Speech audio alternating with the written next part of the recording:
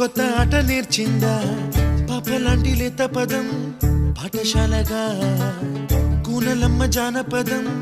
పల్లె దాటి వచ్చిందా చవళిల జానతనం పాట చూపగా